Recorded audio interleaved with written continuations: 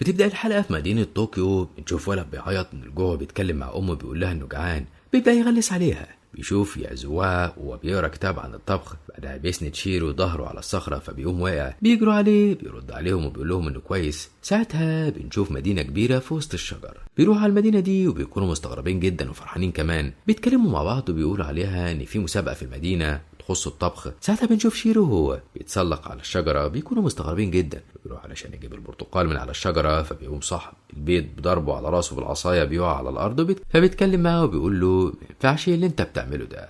بيعتذر لصاحبة البيت على اللي حصل، وبعد كده بتروح تديله برتقالة، بتعزمهم عندها في البيت وبتقدم لهم الأكل. بعدها بتقرا الكتاب بتاع يازاو عن الطبخ. بتحكي لهم عن أخوها اللي كان فاتح مطعم في المدينة. بتقول لهم إنه كان مطعم مشهور جدا، وبتقول لهم إنه اتقفل بسبب الضرايب اللي كانت عليه. بعد كده بتسلم عليهم وبتقول لهم ان اسمها تيا، فبيشكروها على الاكل. تاني يوم الصبح بيتكلم يازاو مع شيرو وبيقول له انه بيفكر يفتح المطعم اللي قالت عليه البنت. بيفتح شيرو الباب، بيلاقي ان الفراخ اتحولت للون الاسود. فبتقول لهم تيا ان محدش يلمسها لانها اتسممت وما ينفعش حد ياكلها. ساعتها بتبدا تحكي لهم عن قصه موت اخوها، وانه دي كان مطعمه مشهور جدا في المدينه، وان الفراخ السوداء دي هي اللي سممت الاكل اللي كانوا بيقدموه في المطعم، علشان كده اخوها قفل المطعم. اول ما عرف كده راح يدور على مكونات بديله علشان يكمل فتح المطعم، لكن مع الاسف اول ما عرف كده وان الوجبات بتاعته سممت ناس كتيره جدا، تعب جدا الفتره دي وبعدها مات. بتكون متضايقه وزعلانه على اخوها، وبتفتكر لما راحت طلبت المساعدة من حد من أصحابه ضربها ووقعها على الأرض. ساعتها بيتكلم يازاو وبيقول لها إنه هيشارك في المسابقة اللي المدينة هتعملها بكرة. بنشوف يازاو وهو واقف بيطبخ لهم. ساعتها بيفتكر كلام أبوه ليه لما كان بيعلمه الطبخ. تاني يوم بنشوف تيا بتتكلم مع ماو وبتقول لها إنها خايفة إن يازاو يخسر في المسابقة، بتقول لها إنها ما تقلقش وإنه هيفوز في المسابقة. ساعتها بنشوف الحاكم بيأمر إن تبدأ مسابقة الطبخ، وإنه اللي هيقرر مين اللي هيفوز في المسابقة دي. ساعتها بيتفتح الباب وبيدخل يازاو وشيرو، وبيكون الكل مصدوم من إنهم صغيرين جدا على دخول المسابقة دي. وبنشوف يازاو وهو بيطبخ، كل بيتفرج عليه فبيطلع كتاب الطبخ وبيقراه وبيكمل طبخ تاني. تخلص المسابقة بينهم وبيبدأ الحكام يدوقوا الاطباق وبيقرروا مين الفايز منهم. فده بيتكلم الحاكم مع واحد منهم وبيقول له ان طعم الطبق بتاعه حلو جدا. ساعتها بيجي الدور على طبق يازاو وبيفتحه وبيلاقي فيه رز فقط، وبيقول له انه يدوقه وهيغير رايه في الاكل كله. بياكل الحاكم وبيستغرب جدا من طعمه وبيعجبهم جدا. بيبدا يحكي لهم يازاو ازاي عمل الاكله دي. بيبدا يتكلم معاه وبتعجبه جدا الوجبه بتاعته. بيقول له يازاو ان الاكله كانت من الفراخ السوداء، فبيستغرب جدا من اللي قاله. ساعتها بنشوف يازاو وهو بيقطع الفراخ قدام الحاكم وبيكون مصدوم جدا من اللي شافه. ساعتها بنشوف الحاكم وهو ماسك الفراخ دي وبيقول انها هتكون الوجبه الاساسيه في المدينه بعد كده. فبيتكلم يازاو وبيشكره جدا، وبعدها بيتكلم الحاكم مع تيا وبيشكرها على اهتمامها ورعايتها بالفراخ دي. بعدها بيسالوا الحاكم مين انت، فبيظهر ان يازاو من اتباع اكاديميه الطبخ المشهوره. بيقولوا انه فاز في المسابقه، فالكل بيكون مبسوط جدا لما عرفوا كده. ساعتها بيتكلم كوزي وبيقولوا انه فخور جدا بيازاو لانه فاز بالمسابقه دي وهو سنه صغير جدا. طبعا الكل بيكون مبسوط بيه. بنشوف بعد كده بيتكلموا مع بعض. بتكون تيا فخوره جدا بيازاو، وبيروحوا يزوروا قبر اخوها وبتكون مبسوطه جدا وبتودعهم وبيسيبوها وبيمشوا. ساعتها بشويه بنشوف يازاو وهو بيتكلم مع معلمه وبيقول له ان اهم حاجه في مهنه الطبخ تنفيذ كل الوصفات بدقه على حسب المكونات المتاحه. بنشوف يازاو متحمس جدا وبيقول له انه هينفذ اللي قال له عليه. بنشوف ان في مطعم مشهور في مدينه طوكيو بيكون فيه شيفات بيطبخوا بطريقه احترافيه. بنشوف يازاو بيطبخ في المطعم مع الشيف نازاي. بيروح شيرو يجيب حطب علشان يولع النار، وماشي بيشوف الشيف ليه وهو عجوز وقاعد بيشرب ميه. بنشوف الشيف نازاي وهو بيقول ليازاو انه هيمشي ويسيب المطعم ليه هو لحد ما يجي من الاجتماع، وبيسيبه وبيمشي. ساعتها تذكر ماو ذكرياتها مع اخوها لما كان بيهتم بيها وهي صغيره. فبنشوف شيرو وهو كان بيجري وراهم. فبترجع ماو وتقول ليازاو ان في حد طالب وجبه اكل، تندى عليه. بيمشي يازاو علشان يروح يشتري شويه حاجات لزوم الوجبات. بنشوف شيرو وهو واقف بيطبخ. بتاخد ماو الطبق، بيكون شيرو قاعد بياكله. بيجي عليه وبيدوق الاكل اللي عمله وبيقول له انه ناقص شويه مكونات علشان يكون طعم المستهدف. ساعتها بيجي عليهم زبون جديد وبيطلب منهم انهم يحضروا وجبه جديده ليه. بيتكلم معاه يازاو وبيقول له انه صاحب المطعم ده. ساعتها بيتكلم معاه وبيقول له انه عاوز 3 انواع وجبات مختلفه من البيض. بيتكلم ماو مع شيرو وبيفكروا ازاي يازاو هيعمل الوجبات اللي الزبون قال له عليها. بعد شويه بيجي يازاو ومعاه الوجبات بتاعه البيض دي ويقدمها له. بيقول له ان الوصفات اللي عاملها دي جاي فيها مكونات تانية مع البيض. بيدوقوا بيعجبوا جدا. بيتكلم يازاو وبيقول له انه كلامه صح، وبيبدا يقول له حاطط ايه في الوصفات ال3. بيتكلم معاه وبيقول له انه يتحداه في الطبخ ويختبر مهارته فيها. ساعتها بيسأله يازاو عن العصايه اللي معاه. يرد عليه يومي بيقول له انها عصايه مرسومه عليها الانجازات بتاعته. وما بيتكلموا بيجي عليهم الشيف ليه وبيقول له ان الشيف ترحالي، يعني بيسافر كتير من دوله لتانية علشان يدور على اكلات مختلفه. يرد عليه يومي بيقول له انه كلامه صح وانه فعلا شيف ترحال، وهيعمل دلوقتي تحدي بينه وبين يازاو وان هو اللي هيقرر مين الفايز بيننا. ساعتها بتبدا المسابقه بينهم هما الاثنين. وبنشوف يومي وهو وهو بيستخدم العصايه بتاعته في فرد العجينه، بيكونوا الكل ساعتها مصدومين من اللي شايفينه. بنشوف برضه يازاو وهو بيلطف العجينه وبيطلب مساعده شيرو، بيحط العجينه على الترابيزه وبيقطعها قطع صغيره، وبيروح يومي يختار قطعه لحم كبيره وبياخدها وبيفضل يقطع فيها. الكل بيكون مستغرب جدا من اللي بيعمله، بيدوق الشيف ليه وبيقول له ان طعمها جميل جدا، وكمان بيقولوا ان عمل دمج من مكونات تانية غيرت من شكلها وطعمها، وبيبدا بعدها الكل يدوق الوجبه دي وبيعجبوا بيها جدا. يازاو ساعتها بيكون محبط ومتضايق ومش عارف يعمل ايه. فجاه بنشوفه بيرجع يعيد الوجبه من تاني، بيساعده شيرو في تقديم الوجبه بتاعته، فبيفتح العلبه قدام الشيف وبيدوقها وبيساله ايه هو المكون اللي استخدمه في الوصفه. بيقولوا انه استخدم العجينه وحشاها رز وحطها على الفحم. ساعتها بنشوف الشيف ليه وهو بيجرب ياكل من كذا مكان في العلبه اللي قدامه، فبيبدا الشيف يحكي لهم ازاي يازاو عمل الوصفه دي. وبعدها يومي بيقول له انه اشطر شيف قبله. راح الشيف ليه وقال له ان مكونات الوجبه كانت من لحم، فبيستغرب يومي لما عرف كده، وبيبدا الكل يجربها وبيعجبوا بالاكل جدا. ساعتها بيتكلم يومي مع يازاو وبيقول له انه شيف شاطر جدا بالرغم من صغر سنه، وبعدها بيقوم شايل شيرو فبيعتذر له عن اللي عمله وبيشكره على انه الموقف ده خلاه يقابل يازاو وبيرميه على الارض. بيرجع يتكلم مع يازاو وبيقول له انه هيكون اشطر شيف في المدينه، وبتسيبهم معاه وبتمشي تتكلم مع نفسها عن ذكرياتها مع يازاو وهي واقفه، وبيجي عليها راجل لابس بدله سودا وبيديلها جواب وبيقول لها انها دعوه لوجبه غدا وانه عاوزها تحضر هي واصحابها. ساعتها بشويه بنلاقي المنظمه السوداء مجتمعين مع بعض، وبيتفتح الباب وبيدخل واحد منهم. الزعيم بيديله سم وبيقول له انت عارف هتعمل ايه كويس، وبيمشي. بعدها بيتكلم واحد منهم وبيقول للزعيم تفتكر هينفذ الخطه زي ما قلنا؟ تاني يوم الصبح قدام المطعم بيشوفوا تمثال كبير لشكل التنين وبيكونوا مصدومين ومنبهرين منه. بعدها بينده شيرو على ماو بصوت عالي فبيتعصب عليه، وبيروح شيرو بيشوف التمثال ده. بنشوف الشيف وهو بيكمل ناحيه التمثال ده، بيجي ماو وبتتكلم معاهم. ساعتها بتقول لي نازل انها استلمت رساله من شخص غريب امبارح، بيقول الشيف ليه انه ممكن يروحوا العزومه دي، وبعدها يروحوا فعلا ويكونوا ماشيين في الغابه. بيوصلوا المكان وبيكون يازاو مندهش جدا، بيفتح لهم الباب راجل غريب وبيدخلهم القاعه، اتكلم معاهم وبيقدم لهم الاكل بيدوقوه وبيعجبوا بيه جدا. ساعتها بداوا يقدموا لهم وجبه ورا وجبه، وبعدها بيقدموا لهم وجبه مختلفه، وبيدوها الشيف ويازاو وبيكتشفوا انها مسممه، فبتيجي ماو علشان تاكلها، بيقوم يازاو رامي الطبق منها، وساعتها بنشوف الكل اتسمم وماو وقعت على الارض. بيجروا عليها يازاو والشيف وبيكونوا متضايقين جدا، بيسأل مين اللي عمل كده. بيظهر لهم شيف مقنع بيتكلم معاه وبيقول له انه من منظمه العصابه السوداء. ساعتها الشيف بيطلع له الرساله بيقول له ده شعار المنظمه اللي بعتت الدعوه، فبيرد عليه المقنع بيقول له انه عمل كده بدافع الانتقام منه، وكمان بيقول له انه يتحداه ولو كسب هيقدر ينقذ بنته المسمومه. ساعتها بنشوفهم وبتبدا المسابقه بالاثنين وهم مغمضين العين. فجأة في نص المسابقة بيوقع الشيف السكينة، بيقع على الأرض وبيلاقي يازاو إن في كام عارة في هدوم الشيف. ساعتها بيقول المقنع إنه كسب في المسابقة، رد عليه يازاو وقال له إنه غش في اللعبة علشان يكسب. بعدها بيسيبه وبيمشي، وماشي بيوقفوا يازاو وبيقول له إنه يعمل معاه مسابقة. ساعتها بيرفض المقنع على العرض ده، وبيروح يازاو رامي السكينة عند رجله وبيزعق فيه وبيقول له إنه يتحداه. بالفعل بتبدأ المسابقة بينهم هما الاتنين، وبيخلص الولد ده الأول المسابقة. ساعتها هما الاتنين كل واحد منهم يحكي عن الطبق بتاعه، بيقول له يازاو ان الطبق بتاعه مش كامل علشان كده مش هيدوقه. ساعتها بيتعصب جدا المقنع وبيقوم شايف هو عمل وجبه ايه. بعدها بيتعصب جدا منه بيسيبه وبيمشي. بعد كده بيوقفوا يازاو وبيقول له انه يدوق الوجبه الاول وبعدها يقرر. ساعتها بيدوق المقنع وبيكون مصدوم من طعمه، فبيبدا يازاو يشرح له ازاي عمل الوجبه دي. بعد ما سمع المقنع الكلام اللي قاله كان مصدوم جدا وبيفكر ان ازاي طفل زي كده بقى شيف مشهور. بعدها بيخيروا بين السم ومضاد السم، بيقولوا ان في مسابقه فيصل بينهم، لو كسب ينقذ اصحابه لو خسر هيشرب من السم ده. بيوافق يازاو على التحدي. بعد شويه بنشوف شيرو وهو بيغسل المواعين والطبق انكسر منه، ويجي يومي بيتكلم معاه وبيقول له ان يازاو والباقي في عزومه على الغداء وهيرجعوا بعد شويه. لما بيعرف كده بيسيبه وبيمشي. بنرجع تاني مع يازاو بيبدا المسابقه مع المقنع وبيقول له ان لازم يلحق علشان الوقت بدري ولازم ينقذهم. ساعتها بيحكي له ان كان في بنت بيحبها جدا وراح لها المطعم واعترف لها بحبه، لكن مع الاسف ساعتها حصلت بينهم منافسه وفاز نازاي فيها بالغش، وعلشان كده حب انه ينتقم منه. بعدها راح حكى له انه انضم للمنظمه السوداء وحب انه ينتقم من الناس كلها، وبيقول له انه يستخدم بلح البحر في الاكله اللي جايه. وساعتها بتبدا المسابقه بينهم.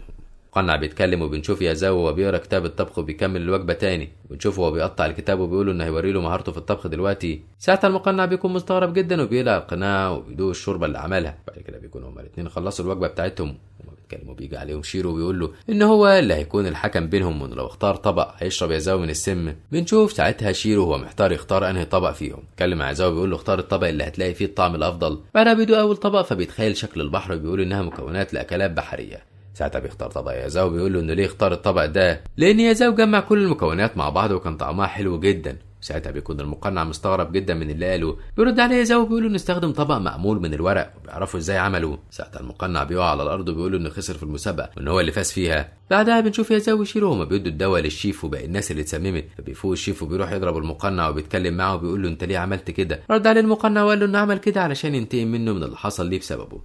ساعتها بتظهر مشكلة بينهم. بعدها بينزل المقنع على الأرض وبيعتذر له عن اللي حصل. بيقلع المقنع القناع بتاعه وبيشكر يازاو على مساعدته ليه. ساعتها هما بيتكلموا بتظهر ماو وبتقول لهم اللي حصل. فجأة بيكون المقنع شرب السم وبيقع على الأرض وبيقول إن زاين بيعتذر له على اللي حصل ليه. فجأة بيشموا ريحة شياط وبيكون القصر كله فيه نار. بعدها بنشوف 2 من المنظمة السوداء هما اللي ولعوا في القصر. بيجي يومي وبيفتح عليهم الباب وبيخرجوا الا الشيف والمقنع. بعدها بيروح المقنع رامي الشيف بعيد علشان ينقذه من النار. وبعدها الكل بيكون بره بعيد عن البيت وبيتكلم شيرو مع يومي بيقول له انه جه لما شافه عند البيت وان واحده بنت هي اللي خطفته من منظمه العصابه السوداء. بيكون يازاو زعلان جدا وبيعيط على الراجل المقنع. يعني الصبح بيتكلم شيرو مع ماو بتقول له انها مش فاكره اي حاجه من اللي حصلت. ويروح مع نازاي وهو بيفكر في كلام المقنع ليه. بعد شويه بنشوف يومي وهو قاعد بيصطاد وبيجي عليه يازاو واصحابه بيسلموا عليه وبيشوفوه وهو بيصطاد فبيشكروا على مساعدته ليهم وانقاذهم من الموت. بيتكلم يومي معاهم وبيحكي لهم عن اللي شافه امبارح. بيمشوا وبيسيبوه وبيتكلموا مع بعض وبيفكروا في الكلام اللي قاله يومي ليهم. بنشوف ماو بتكون قلقانه على يازاو من الكلام اللي قاله يومي ليه. ساعتها بنشوفهم رايحين للمطعم. بيتكلم ماو مع الشيف وبيقول لها انها هتشتغل في المطعم. بتكون مبسوطه ومتحمسه جدا. وبعدها بترجع تحكي لهم عن الشيف ليه اللي كان زميلها وانها اتعلمت الطبخ منه. بتتكلم يازاو بيسيبها وبيمشي بيقرا في الكتاب. وبنشوف بعدها يومي وهو ماشي وبيلاحظ حد مراقبه وبيقوم ضربه وموقعه في البحر وبيمسك العصايه بتاعته بيقول له انه ضعيف جدا من غيرها بياخدها وبيمشي. تاني يوم الصبح بيتكلم يومي مع يازاو وبيحكي له ان العصايه بتاعته اتسرقت منه من واحد على ايده واسمه حصان. وهما بيتكلموا بيجي عليهم شيرو بيقول انه لازم تكون محضر لحفله الاستقبال. وبعد كده بنشوف عجل كبير على الارض عاوزين يقطعوه علشان الحفله اللي عاملينها للشيف. ساعتها بنشوف واحد بيقطع في العجل بطريقه احترافيه. بعدها بيطلع فعلا الشيف ليه اللي كانوا مستنيينه. بيجي تقرب عليه ماو علشان تسلم عليه بيقوم ضاربها وموقعها على الارض. ساعتها ماو بتكون بتتكلم معاه بيقوم سايبها وماشي. وبعد كده بتقوم هي كمان متضايقه وماشيه.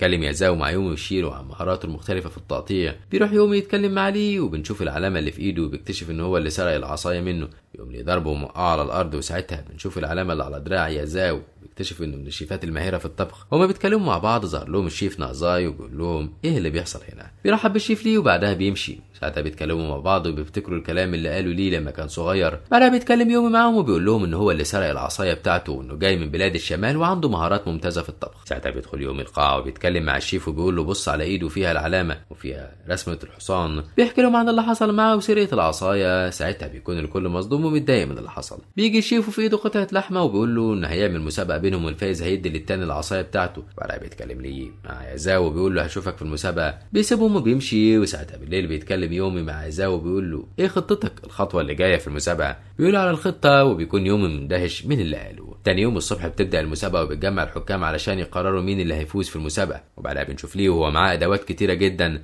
اما يازاو فبيكون مش معاه اي حاجه خالص. كل بيكون مش مصدق اللي بيحصل ده. بعدها بقى بيتكلم نازاي وبيقول ان شيف ليه تبع المنظمه السوداء بيبدا يحكي لهم عنها وان المنظمه الشريره بتسيطر على الناس بافعالهم وتصرفاتهم. ساعتها بتبدا المسابقه بين الاثنين. بعدها بنشوف ليه وهو بيستخدم مهارته في تقطيع السمك بالسكاكين بتاعته. وبعد كده بنشوف ليه وهو مخلص الطبق الاول ليه. بعدها بيتكلم شيرو وبيقول لهم ان يازاو هيكسب في المسابقه بسبب ان عنده خطه هيعملها علشان يخلص الوجبه بسرعه. بيشوف يازاو وهو بيقشر السمكه باستخدام سلك حديد. ساعتها بيكون الكل مصدوم من اللي شافوه. بعد كده في وسط المدينه بنلاقي يومي جاي وراح ادى ليازاو سكينه كبيره وبيكون الكل مستغرب من اللي حصل حتى ليه كمان.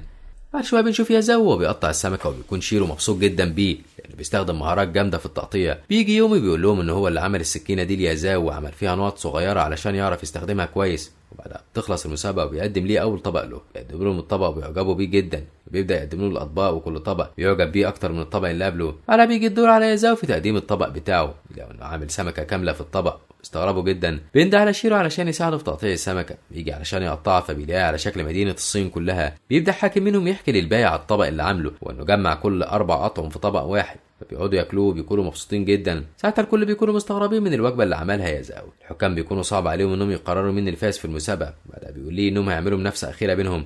ساعتها بقى بيوافق يازاو على اللي قاله. وبعد كده بنشوف ليه وهو مطلع السكينه الاخيره بتاعته بيستخدمها. وبعدها بيتكلموا مع بعض وبيروح يازاو مقطع السمكه نصين وبيقول له انه لسه ما شافش مهارته في الطبخ. ساعتها الكل بيتفرج عليهم وبيكونوا بيشجعوا. طلع عليه السكينه بتاعته وبتكون بتنور جامد فبيستخدمها بسرعه جدا بمهاره نجم الشمال المميز. ساعتها بيقطعها وبتقع على اطباق الحكام. كل ساعتها بيكونوا مصدومين جدا، وبيتكلم نازاي معاهم وبيقول لهم ان السكينه بتاعته مصنوعه من التلج. بعدها بيحكي لهم ان ايده بقت لونها ازرق من استخدامه للسكينه. ساعتها بيقطع يازاو السمكه بالسكينه وبيكون حاطط فيها السلك الحديد ملفوف فيها. في وسط المسابقه كسرت السكينه التلج في ايد دي، وبعدها بيقدم لهم الطبق بتاعه على شكل جبل تلج سمك. بيبدا لين يحكي لهم عن الطبق بتاعه، بيدوق الحكام وبيعجبوا بطعمه جدا، وبعدها بيقدم يازاو الطبق بتاعه وبيكون الحكام مستغربين جدا من الطبق.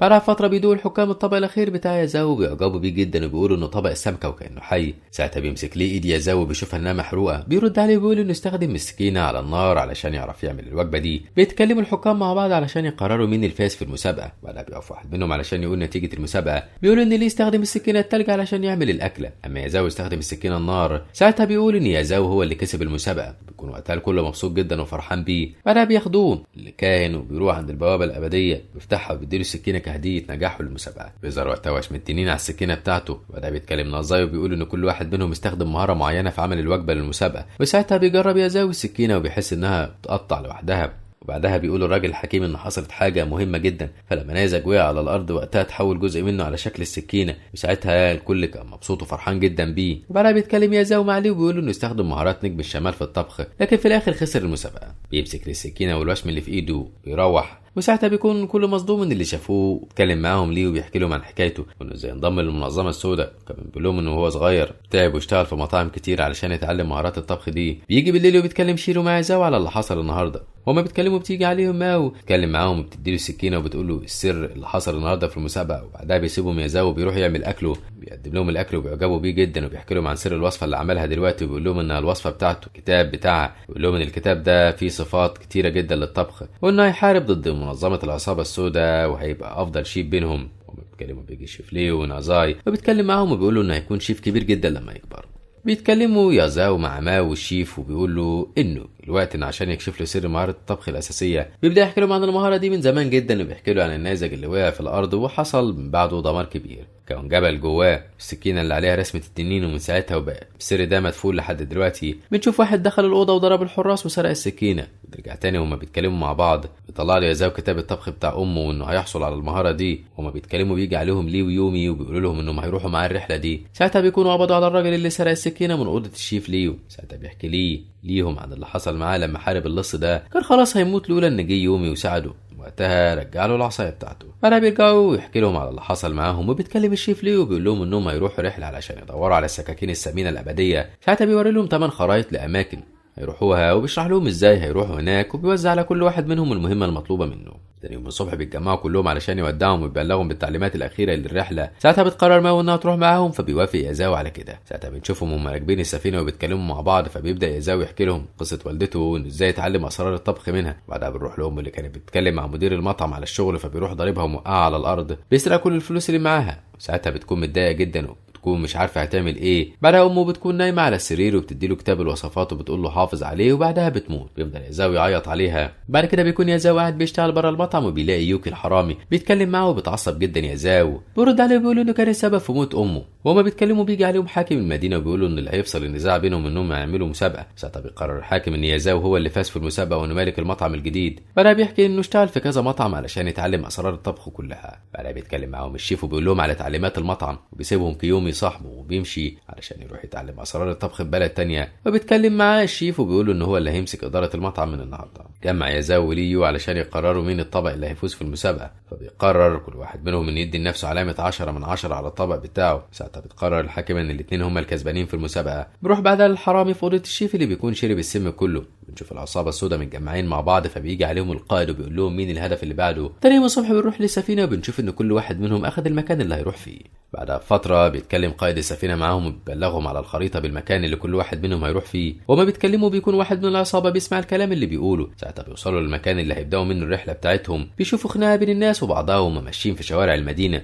فبيتكلم يومي وبيقول لهم ان المدينه دي اسمها مدينه الظلام وانها مليانه مشاكل كتيره جدا. بعدها بيدخلوا المطعم وبيفضلوا ياكلوا وما بيتكلموا مع بعض. بيفتكروا كلام الشيف ليو عن الاماكن اللي هيروحوا فيها علشان يدوروا على السر الحقيقي لمهاره الطبخ. وما بيتكلموا مع بعض عن الخطه اللي هيعملوها علشان يكملوا الرحله دي. بيسمعوا من الناس اللي حواليهم. بعدها بيتكلم ليكو مع افراد العصابه وبيقول لهم على تنفيذ الخطه اللي قالوا عليها. وهم ماشيين بقى بيعترض طريقهم مجموعه ناس، ساعتها بيشوفوا ليه وهو شايل السكاكين بتاعته، وقتها الناس كلها بتتمنى انهم يموتوا. بعدها بيظهر كومي بيقول لهم انهم اصحابه جايين علشان يدوروا على انواع مختلفه من المكونات بتاعه الطبخ. ساعتها بيعتذروا لهم عن الموقف اللي حصل ده، ويرحب بيهم كومي في المدينه بتاعته. بعدها بياخدهم من المطعم بيتكلموا معاه، بتقول لهم ماو ان كومي باباها ساعده انه يوصل يكون في شيف محترف دلوقتي. بعدها بيقدم لهم الاكل وبيعجبوا بيه جدا، وبعد كده بيتكلم معاهم فبيطلع زاوي الخريطه وبيقول له انه يوصف له المكان اللي عاوز يروح فيه. ساعتها بيقول لهم كومي ان باباه ممكن يساعدهم. وهما بيتكلموا فجاه بيلاقوا راجل متكتف ومربوط وبيقع قدامهم، بيرمي العصابه السوداء العلامه بتاعتهم على الترابيزه، فبيكون الكل مصدوم من اللي حصل. بتكلم معاهم الزعيمه وبتقول لهم ان قدامهم 3 ايام علشان ينفذوا اللي هيقولوا لهم عليه. بعدها بتسيبهم وبتمشي.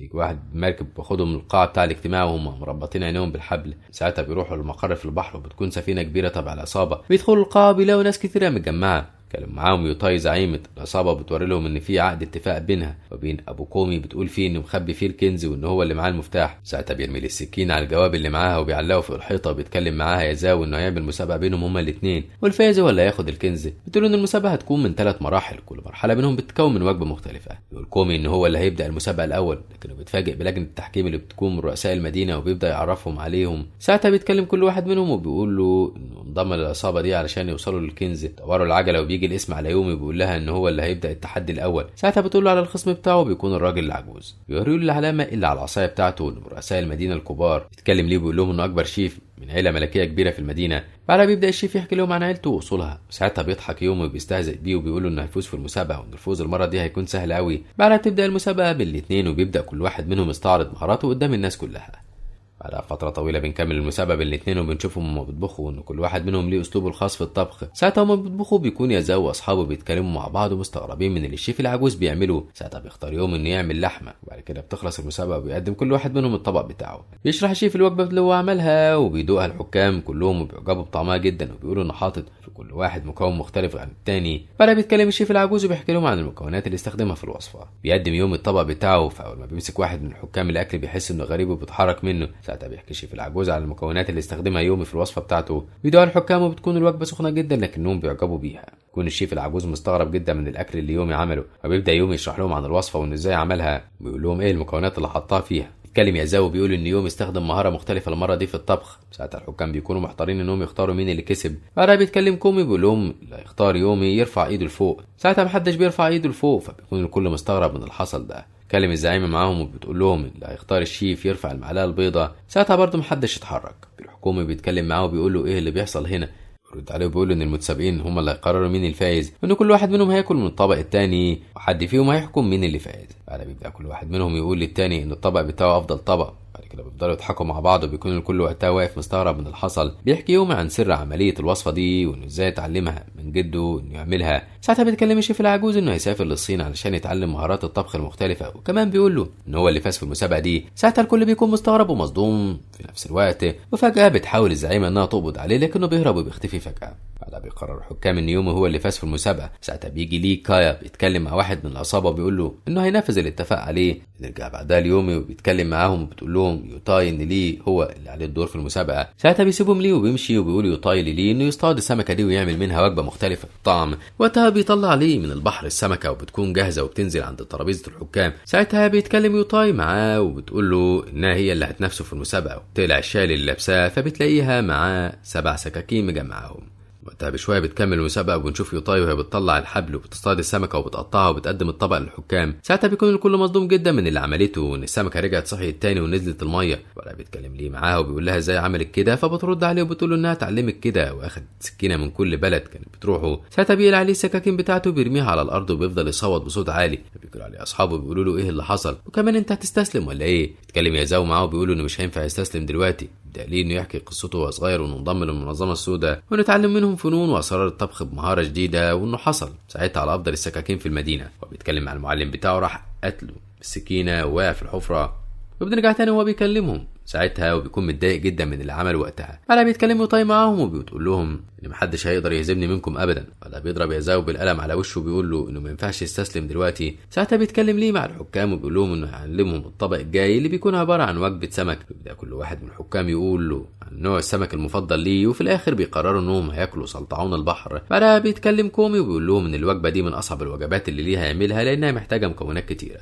تبدا المسابقه بالاثنين، فبيتكلم معاه يوتاي وبتقول له المسابقه بينهم هتكون الاصعب وانه مستحيل يكسبها. وقتها بيتكلموا مع بعض وبيقولوا ان ليه لازم يكسب المسابقه دي ولازم يستخدم مهاره الطبخ اللي متعود عليها. وقتها بتخلص يوتاي الطبق بتاعها، بتراقب ليه وهو بيكمل الطبق بتاعه. وبعدها بيتكلم شيرو معاهم وبيقول لهم ان ليه بيستخدم 7 سكاكين بتاعته بكل مهاره واحترافيه. في وسط المسابقه يوتاي بتشرب الحكام عصير علشان يكونوا مش عارفين يقرروا مين اللي هيفوز. بعدها بيرجع تكمل تاني الطبخ. ساعتها بتخلص المسابقه وبيقدم كل واحد منهم الطبق بتاعه. بعدها بيبدا الحكام ياكلوا الطبق الاول وبيستغربوا من طعمه. وساعتها بيتكلموا مع بعض عن الاطباق اللي عملوها. ساعتها الحكام بيكونوا مش معجبين بطبق ليه.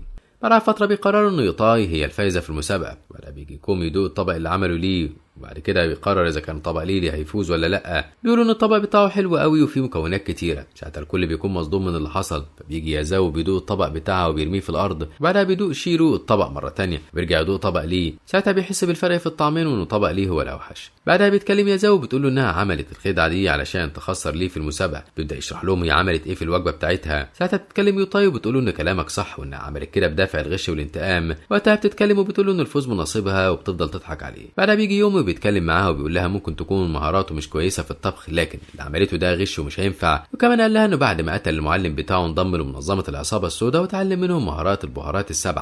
بعدها بتحكي لهم عن رحلتها في الغابه وانها وهي ماشيه لقت المعلم مرمي على الارض، بتاخده وبتعالجه. فبتكلم معاها وبيشكرها على مساعدته ليه. بيديها 7 سكاكين هديه ليها مساعدتها له وانقاذها ليه. بيتكلم معاها ليه وبيقول لها ان المعلم لسه عايش. بترد عليه وبتقول له انها موتته مره تانية. ساعتها بتحصل بينهم فجاه خناقه كبيره وما بيتخانقوا ظهر شعاع من السكاكين بتاعتهم. وبيطلع المعلم بيتكلم معاهم بيقول ليه يفتكر الكلام اللي قاله له زمان وهو صغير. ولا بيختفي ساعتها وبتكسر كل السكاكين بتاعته وطاي في ايدها. وقتها بس سكينه ليه هي الوحيده اللي لسه ما اتكسرتش. فبيتكلم معاها يومي بيقول لها انها ممكن تكون كسبت المسابقه لكنها خسرت السكاكين بتاعتها. بيتكلم ليه مع الحكام وبيقول لهم انه مستعد لتقبل القرار في المسابقه سواء نجح او خسر فيها. ساعتها الكل بيسقف له بيكون مبسوط بيه جدا. ساعتها الحكام بيقرروا انها تبدا المرحله الاخيره من المسابقه واللي هيشارك فيها المره دي هو يازاو. بيتكلم معاه يوتاي وبتقول له انه هينافس شخص يعرفه كويس. بيجري بسرعه يازاو على السلم، بيلاقي في وشه ليكا وبيفتكر اللي حصل مع امه بسببه. فبيجي يوم وبيتكلم معاهم وبيقول لهم انه امهر الشيفات وانه بيمتلك مطعم كبير في المدينه. بيتكلم معاه وبيقول انه جاي بدافع الانتقام منه. فجاه بيطلع من تحت الارض ابو كومي ومتعلق ومربوط بالحبل. بيقول له انه هيتحداه ولو كسب هينقذه ولو خسر هيموته. بعدها بتحصل خناقه بينهم ويفضل ليكا يضرب فيه جامد برجليه. بعدها بيتكلم معاه وبيقول له انه هينتقم لمقتل امه. ساعتها بيقرر الحكام انهم هيتحدوا مع بعض علشان يعرفوا مين اللي هيفوز منهم في المسابقه. وبعدها بيتكلموا مع بعض وان كل واحد منهم بيقول انه هيفوز في المسابقه. وبكده يخلص الفيديو بتاعنا النهارده. لو عجبك ما تنساش دعمنا باللايك والشير للفيديو، وما تنساش الاشتراك في القناه وتفعيل الجرس علشان يوصلك اشعار بكل جديد بنعمله.